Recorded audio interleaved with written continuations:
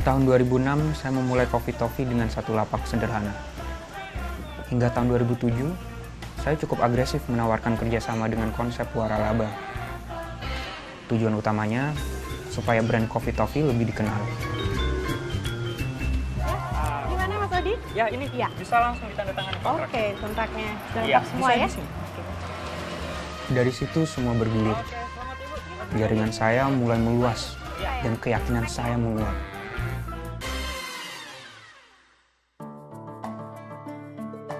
Sementara itu, saya mencoba memutar uang dengan cara investasi di tempat lain. Aku mau ajak kamu bisnis kayu jati, Di. Perputarannya lebih cepat loh. Harganya emang di sini mahal, tapi justru itu, di luar negeri harganya bisa selangit, Di. Cek hitungannya, Di. 6% bagi hasil kita sudah cukup untuk menutup modal usahamu. Apalagi kamu sudah punya 10 lapak, Di. Jadi usahamu semakin berkembang. Gimana, Di? Ikut aja lah. Oke. Aku ambil ya. Oke.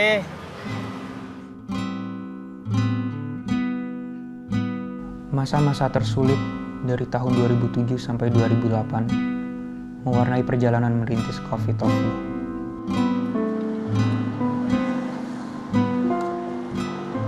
Mbak, Mas Odi, kenapa ditutup, Mbak? saya mohon maaf Mas. Ternyata saya nggak bisa ngelanjutin lagi usaha ini. Saya benar-benar mohon maaf yang sebesar-besarnya. Ya sudah, Mbak. Terima kasih ya sudah Terima bergabung. kasih banyak.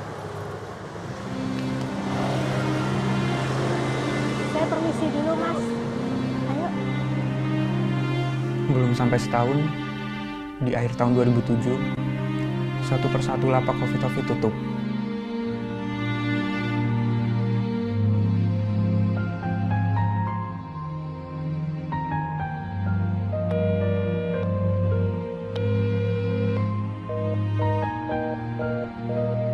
Dan itu belum jadi masalah yang paling besar.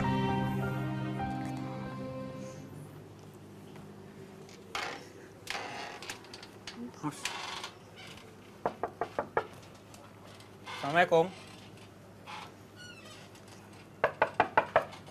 Sur.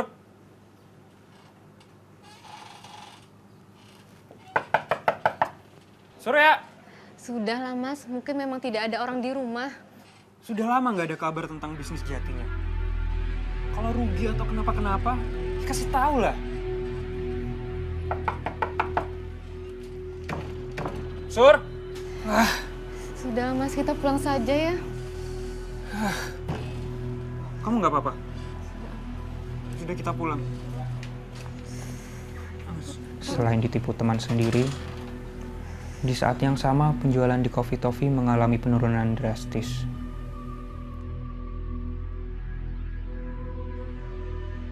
Saat itu saya sampai tidak membayar gaji karyawan selama 3 bulan. Wajar saja di antara mereka ada yang memilih pergi.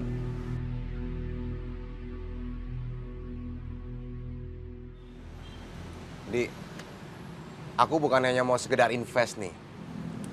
Aku mau beli seluruh aset Coffee Toffee dengan harga lebih mahal. Ya, setidaknya bisa buat kamu bikin usaha baru. Pikirin ya.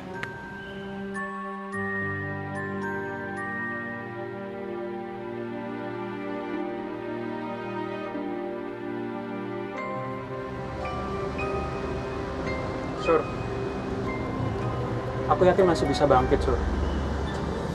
Oke. Aku yakin Coffee Toffee masih bisa besar.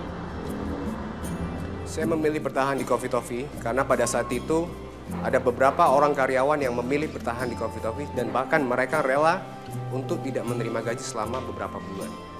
So, mereka masih percaya terhadap mimpi dan potensi Coffee Toffee. Mengapa saya tidak? Jadi pada saat itu saya berjanji bahwa saya harus bangkit dari keterpurukan ini dengan cepat. Apa yang harus aku lakukan ya, Ma? Apa kopi udah tutup? Modal juga udah dibawa kabur. Kamu mau menyerah, Mas? Ya enggak lah, Ma. Aku cuma butuh tambahan modal aja. Gimana kalau Kalau apa, Mas? kalau aku gadai mobil dan emas mahar yang aku berikan buat kamu? Tapi apa memang harus digadaikan?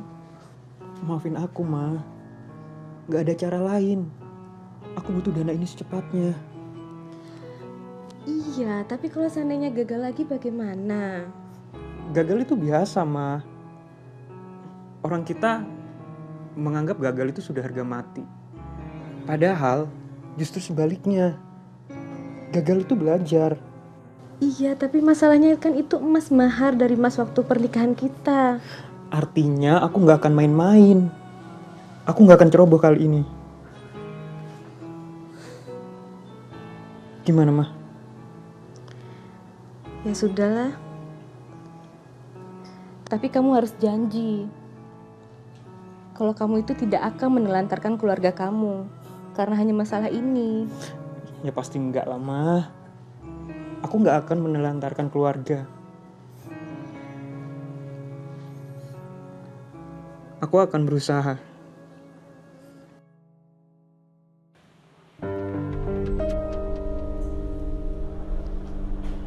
Saat ini saya hanya berharap kalau ini bukan kecerobohan. Selamat siang, Pak. Silakan. Ada yang bisa saya bantu, Pak? Begini, saya mau menggadaikan mobil Ya. ini Oke. dan perhiasan. Bisa saya lihat, Pak? Berani bertindak drastis berarti saya harus berani menanggung konsekuensinya.